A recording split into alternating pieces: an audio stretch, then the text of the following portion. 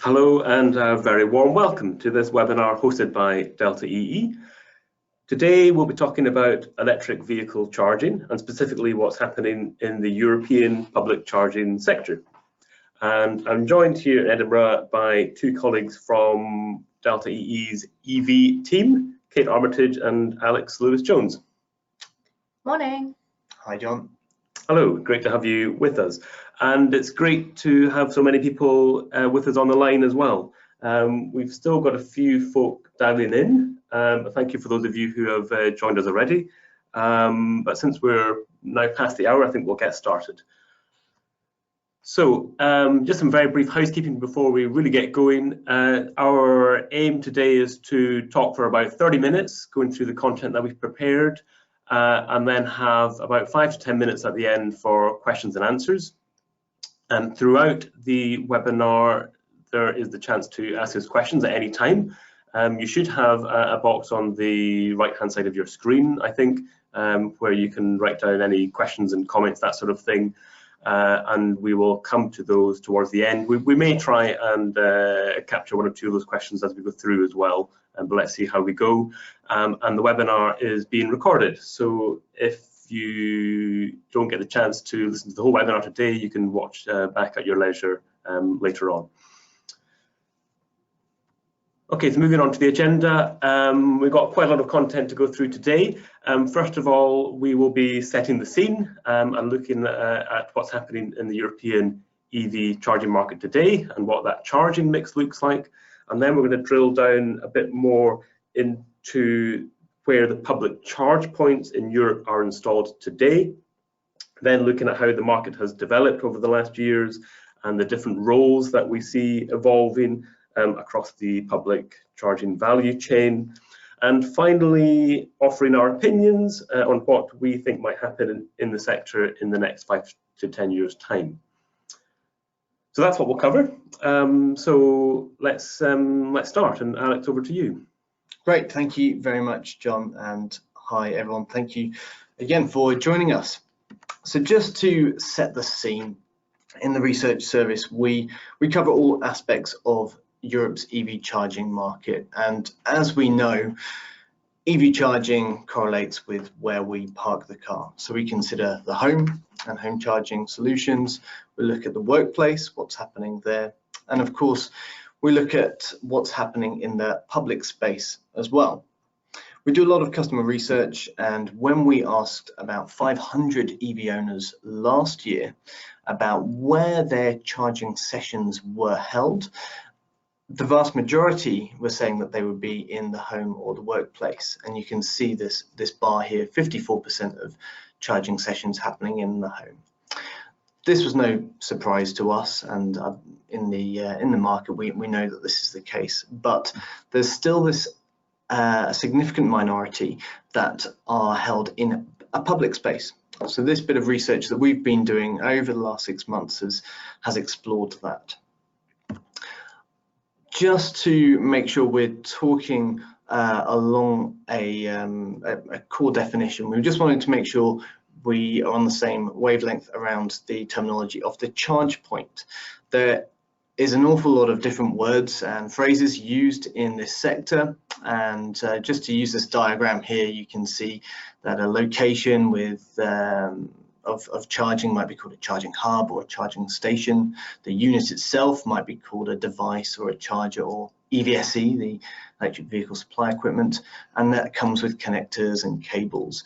We use the phrase charge point when we refer to our data, and this is the opportunity to charge one EV at one time, and we correlate that with the guidance from the EU's Alternative Fuels Infrastructure Directive. To give an example, you can see this charger here on the right.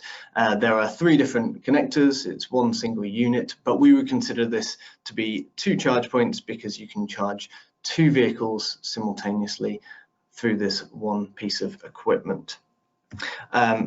Just a quick side note that we are building up a database for all segments of all charge points, and you'll be able to find out more about that later on this year.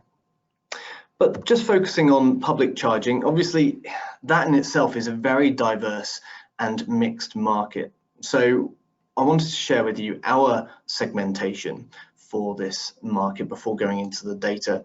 And we do this from looking at different approaches that the customer could take. So with our driver here on the left, if they were to go on a business trip, say, that was quite far away, they might go on a highway and find that they have to recharge their vehicle at a service station. This segment we call transit charging, and this is driven by, the reason for going here is driven by the need to recharge your vehicle. And so Alex, this is for folk that are going on typically a long journey, and maybe the energy within the batteries, the capacity of the battery is not long enough to get from A to B, so you need to go to transit charging to sort of top up to continue your onward journey. Correct. Yeah, that kind of en route requirement. Yeah. An alternative is, say, okay, we're going to the shops. We see when we get to the shops, oh, actually there's a charger there. Let's go and recharge whilst we are doing our shopping. Well, that would be what we term destination charging, and commonly, the secondary reason for going to that location is to charge. Primarily it's for retail, but you get that added benefit. The third category that we've considered is slightly different. If we were to go home, but I'm not fortunate enough to have a driveway or a garage, I park on the road, well then there are a variety of on-street charging solutions.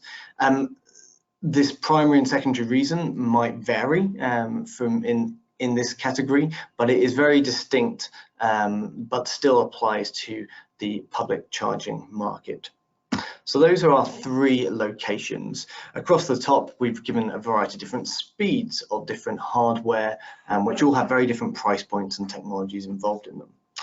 So running back through, if we go, on my business trip, I'm at the service station. I might be there for around 5 to 30 minutes. This might mean that the most appropriate hardware for me to use would be the ultra fast, the high powered charging, the ones that is DC and comes at the highest speeds. For destination charging, say if I'm there for a much shorter period of time, I've given 30 minutes to 1.5 hours here. Here we might see some of the slightly slower speeds, but still what we consider rapids. So the 50 kilowatt DC is quite a common solution today. Finally, on street, well, I might just be here during the day, or I might be overnight, or I might be there for a much longer period of time. We do not need a high-speed charging solution, and actually that's it's preferred that it's not, so that we don't have to keep moving our car so somebody else can use it. So this is where we would see a lot of the lower speed AC solutions being deployed. With that, we've created our 3x3 segmentation of where we see public charging. On that, I'm going to pass over to Kate, who's going to actually give us some data. Thanks, Alex. So across Europe at the moment, the reported number of charge points is 190,000. But of that, 75% of the market is made up of what we call the Big Five, which is 5 European countries. So we'll start with the largest first, which is surprisingly one of the smaller countries, which is the Netherlands, which currently has 43,000 public charge points, followed closely by Germany and France, who also have a good concentration, and then the UK, and finally Norway. So quite a big difference in volume between the Netherlands and Norway. Over the last decade, public funding has been really important for those markets, and strategy within each country is different and has had quite a dramatic impact on that 3x3 matrix. So if we look at strategies by country, a metric that is commonly used, which is also laid out in the European Alternative Fuels Infrastructure Directive, is a ratio of 1 public charge point to every 10 electric vehicles. So if we look at the 5 countries that we've outlined, you can see there again, Netherlands has the highest volume, Norway the lowest volume of charge points by 1,000. But if you look at the charge point ratio, something quite different happens. And you can see here that the Netherlands has a very low ratio. So there is 1 public charge point for every 4 EVs. The reason for this is because in the Netherlands particularly has a lack of off-street parking.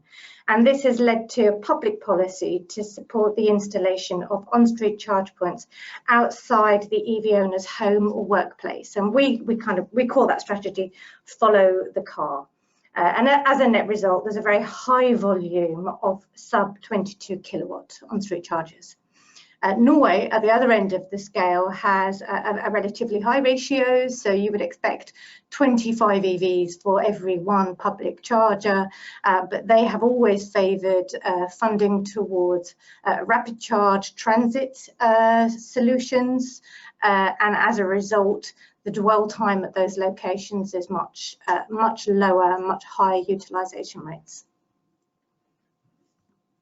Okay, thanks, Kate. So coming back to our 3x3 matrix, we took these charge points for each of those 5 countries and sought to find out a little bit more in terms of where they sit in terms of location and in terms of speed. And this is what we found. This was the split across those markets, looking at over 140,000 charge points. So this is 140,000 charge points across the top 5 European markets that Kate just mentioned there. Yes. The first thing that really jumps out of you is these numbers here on the bottom left. The vast majority are these lower speed AC solutions, which makes sense because you will need a lot more of them to get the same amount of charge compared to some very high speed charge points which can have several users per hour. And that's primarily, think about what Kate's been saying about the public funding and the approaches taken by governments such as the Netherlands. That's where we've seen a lot of the rollout in these on-street solutions to get as many charge points installed as possible. Thanks very much for that, Alex. I just want to come, there's actually been a question about some of the definitions here, and there's a question around assumptions that underpin the difference between on-street and destination charging. Surely all on-street charging is a form of destination. So just to explain a little bit more about how we differentiate between destination and on-street. Destination is where we've got charge points that are specifically located at locations such as a supermarket or a cinema or a hospital, something like that, where they are there dedicated to that location, really. And as Alex mentioned, you wouldn't necessarily go to that destination with your primary reason being to charge. It's more to sort of top up when you're doing your shopping or when you're at the cinema. The alternative being the on-street charging, which are not linked to any one destination. They're on the street, possibly funded by local authorities or council funding potentially to support a number of different reasons, but typically to provide a way to charge for owners of EVs that don't have access to off-street car parking. There's clearly a bit of a grey area there. It's not an exact science, but it's just what we're doing here with the segmentation is to try and provide a bit of colour about where we see these charge points being installed. And that's what we've tried to do with this sort of 3x3 index. But thank you very much for the question. Okay, moving on to the next part. So we're going to talk now about how the market has developed, and particularly in the context of the different roles around the value chain, and talking a bit about the CPOs, the Chargepoint Operators, and the eMSPs, so the mobility service providers.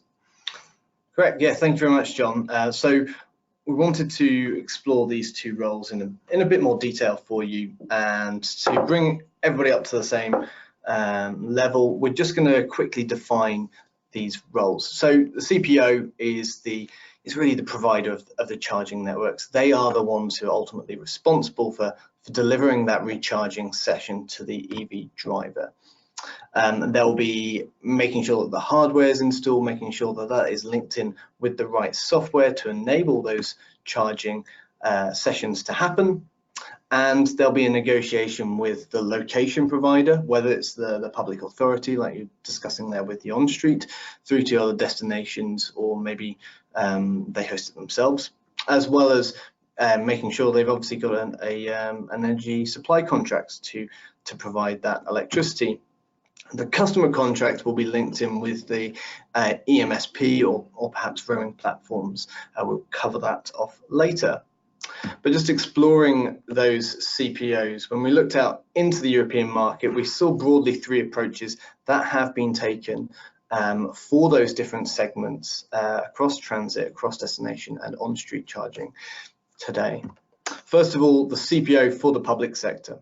Again, just to reiterate what John's been saying, a lot of tenders have been put out to ensure that local areas, regions, municipalities can say that they've provided some form of charging network for their citizens that allows them to adopt an EV for normal day-to-day life.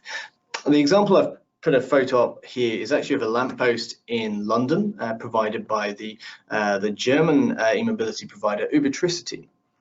They have provided the socket retrofitted into the lamp column, as well as providing customers with their smart cables to enable the charging session to be measured and paid for.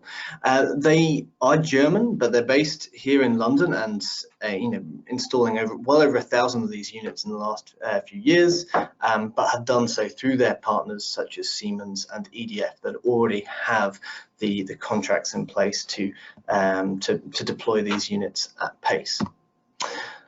Secondly, we can see similar supply contracts going out to the commercial sector, and I would say this is very much where destination charging comes in. I provided an example photo here of Fortum Charge and Drive working with McDonald's in Norway to ensure that McDonald's people going there for their Big Mac can also make sure they are charged up. And this is a rapid charger, so this would be probably at about 50 kilowatts. It gives them maybe that 30-minute or 45-minute window to recharge their vehicle. Once they've had their meal, they can continue on their way. The final approach is this pure CPO, where there's investment and ownership all by the one entity itself. The example I've provided is Ionity, and this occupies an interesting space because it is from a consortium of automotive manufacturers looking to build a pan-European network that works for their future vehicles that will be coming to market. Over the last few days, they have launched a new pricing structure, and it's very interesting to see how that has developed in the last couple of years. My argument is that they are becoming the first mass market brand for EV charging across Europe. So just to provide a competitor landscape across Europe, the first thing to say here is that this is just a fraction of the market. This is not exhaustive. There's an awful lot of CPOs out there, but a few key things we found was, first of all, energy players, utilities are very much in that space today. They're some of the earliest to occupy the role of CPO, and they've seen that mature from a subnational, national level through to more multinational CPO strategies. At least that's how it is today. That might change in the future. Looking at the e-mobility brands on the second line there, we can see a lot of former startups that have since been acquired by a variety of different players, particularly oil majors and other large utilities, as well as those that have been invested in and doubled down their investment across that space. As we get to the more multinational players, they have more diverse EV strategies. So right at the top there, you can see EVBox and NewMotion provide a number of different services, not just CPO. Right at the very top is the automotive OEM. We've got Tesla and Ionity again, where their function is to be as transboundary as possible. So they really have the most pan-European networks. Okay, moving on to the e-mobility service providers, eMSPs. This is all about the customer and managing the customer relationship. So the key point to emphasize here is that eMSPs do not own physical assets. Their interest is very much in the software play that provides enhanced services to the EV driver. So that software will do things like offer mapping, access to charge points either via an app or an RFID card, and allows payment again through your phone or through monthly billing solutions. The key objective for an e-mobility service provider is to build volume in terms of the number of public charge points that their end customers can access. And they do this by aggregating data, either directly with Chargepoint operators or working with roaming platforms, or most probably both of those two things. So at the end of this, the e-mobility service provider acts as a single point of contact. One subscription or bill for the customer, one means of accessing multiple charge points, quite possibly across multiple territories or countries. Again, in terms of the business models for the e-mobility service providers, we've identified 3 different approaches. The first approach is where you've got an eMSP that is integrated within the CPO. So the CPO is offering those services in-house. An example of this would be in the UK, the Polar network, which is operated by BP Chargemaster. This is wholly UK based and would give the user access to 7,000 charge points. The second example, again quite similar to the CPO roles that we talked about, is eMSPs providing services for the commercial sector. Here we see, so the example that we've given here is New Motion, which is a Netherlands-based company, now part of the Shell Group. They have been particularly successful in building their eMSP services to the commercial sector. And they do this, so they've built an extensive database. They have about 125,000 charge points across Europe. So to reiterate, they don't own those charge points. They merely have access to those charge points. And they offer their services to business fleets and business fleet drivers and other large customer groups. So providing eMSP services to, for example, energy companies or OEMs or car rental companies who want to provide access to a large charging network. And then finally, we've got the pure eMSP. So in this example, we're looking at Plugsurfing, which is now owned by Fortum. Their relationship is direct with the end customer, and they have built and recruited a base of about 86,000 users who have access to 150,000 charge points across Europe, including over 400 charging networks. And finally, so just to give a kind of snapshot of what the eMSP landscape looks like, we've added auto OEMs to this because they're very active in this space.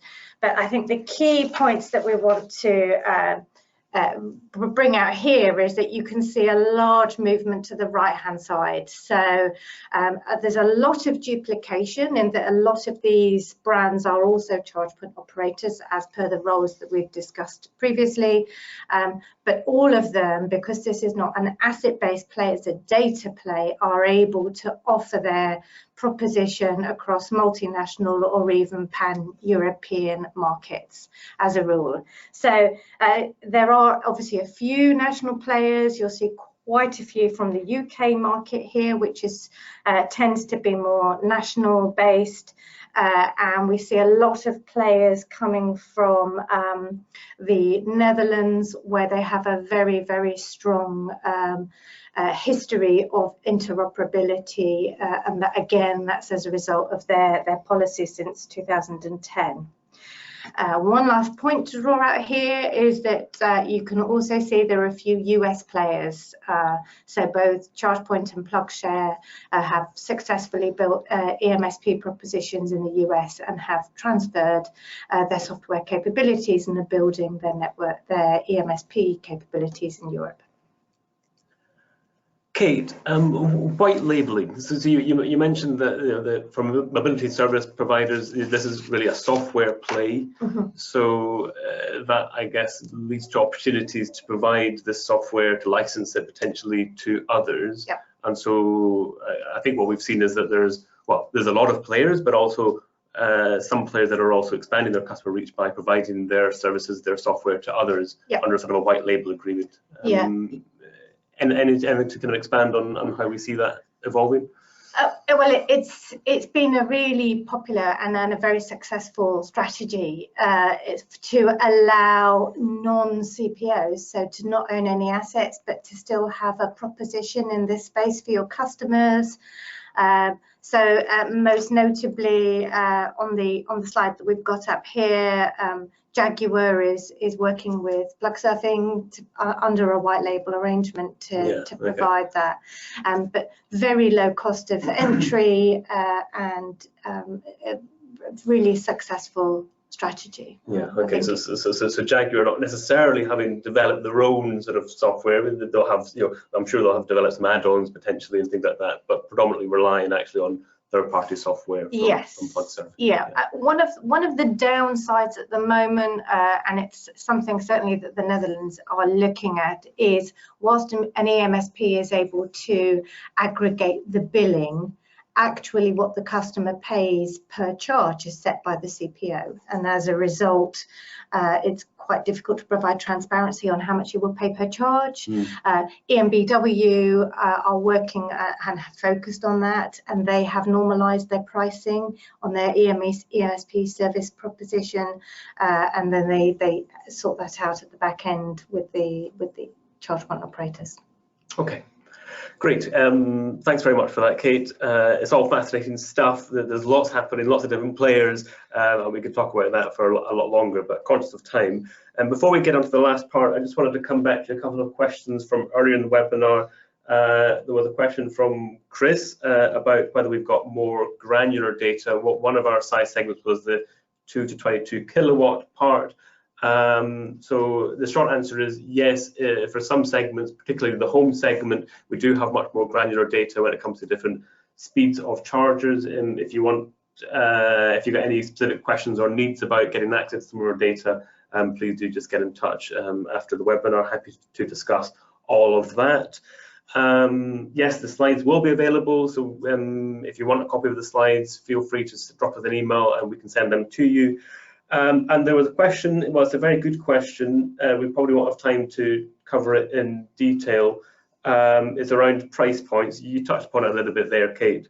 Different price points for different market segments, different countries. We're not able to get under the skin of this, but I guess just to say, for different segments, for transit, where you've got high-speed chargers, the Ionity ones, for example, you're going to pay a premium, I guess, for getting access to that high power to continue the onward journey, whereas destination chargers, the McDonald's example that you mentioned, Alex, there's maybe a different business model there where actually the customers are paying a very small price, maybe even free, the McDonald's or others will provide to be able to get access to the customer, to draw customers into your particular business. There's been a lot of market priming. So whilst free charging is gradually being phased out, that there's still an element of pricing for what the consumer will accept. Controversially, Ionity announced their new pricing at the end of last week, which caused quite a backlash because they've moved to 79 cents per kilowatt, which means that for a decent sized car, you're going to be paying not short of 50 euros for a charge. And the market really isn't used to those kind of prices. But you're absolutely right. If you're talking about transit high power charging, it's got to be ultimately got to be cost reflective, and someone has to make profit. Yeah, someone's got to make money. Yeah. Okay, moving on. The final part, we're going to look a little bit toward the future, right? And Alex, you've got a few words on this, I think. Yeah, I don't think we need to go into too much detail here, conscious of time, but just building on that point, Kate. I mean, what we're seeing in the news across the last year, and even just in the last few weeks, there's a lot of discussion around the total need of charge points across the next decade, and there is this demand for deployment, but less focus on the utilization. And building a business around that, a sustainable business, is tricky, and we are starting to see players reconsider their strategies aligned with this. So my question here is, as we look to the future, how do we get the business model right to make it work for something that is a public benefit, to get as many EVs out there and adopted as possible, and at the same time to give the confidence for automotive OEMs that they are going to be able to sell their cars in the future? Three just key considerations for this. On reflection of the work that we've done looking at the market today, this segmentation that we've created has really helped unlock a feel for what the different opportunities are in different markets. So looking at CPOs that might be AC focused, might be DC focused, might be focused on small regions, might be focused purely on restaurants, or focused on other key areas of the market. You've got to break down that high, big level number into these smaller segments to really understand how it's going to work. And when we do look at those specific segments, we get to see where these revenue streams come from. Like Kate was saying, we're priming the market for what the right price for EV charging is, but the market's very much exploring what are the additional revenue streams, how do we internalize that into our business model. And what we can say is the most successful ones out there at the moment are those that are linked to the quality partnerships, where their partners really understand what their customers want and why they're coming to those particular locations. And finally, just to say, we are seeing that market consolidation. We've seen various e-mobility brands that have been acquired or invested in, and as this continues to happen, as increasingly this becomes an international play, roles are evolving. What the CPO, what the eMSP is today, is not going to be the case in just 5 years' time. One thing I can be certain about is that there's no one sector is going to own that e-mobility customer. There is going to be a role for the utility players, for the automotives, but also as increasingly the tech giants and maybe some financial houses get into this space as well. The winners will be those that really understand the convenience to the customer the best. Great, thank you very much, Alex. So that's us in terms of the content we've got around public EV charging. We will have a bit of time for questions in a couple of minutes, but I just wanted to talk a little bit about Delta EE. I know a lot of people on the line will know us, but just to give a bit of wider context about why we are looking at this space. So we are a research and consulting company, and we're focused very much on the new energy space, and we provide insights to help our clients develop the best strategies, business models and propositions to succeed in this energy transition. We have research across a number of different knowledge areas, as you can see on this slide. Clearly, we are talking about that box on the left-hand side, talking about the EVs and electricity sector. And we provide insights to our clients in one of two ways. We have subscription-based research services that touch upon different topics. And also we do bespoke consultancy for our clients. Our breadth is really global. We look across major global markets throughout the world. Our EV research is focused predominantly on the European sector. We have offices throughout Europe and remote workers in different parts of Europe and Japan and Australia. Just coming to our EVs and electricity research service, we're focusing really on this sort of intersection between energy on the one hand and EVs, transport on the other. We're very much positioned on that intersection.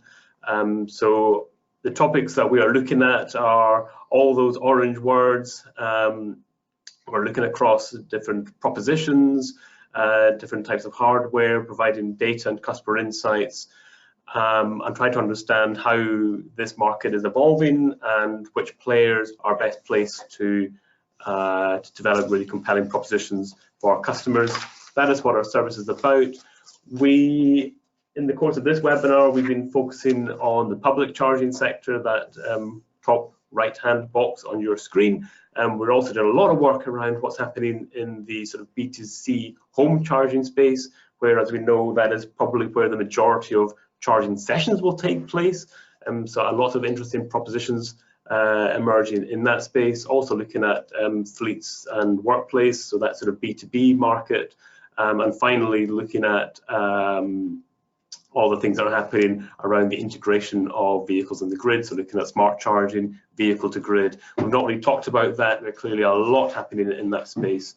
And overlaid across all of that is the sort of the primary customer research that we are carrying out. So speaking to customers, speaking to the EV owners themselves to understand how they see the market and what they find most compelling.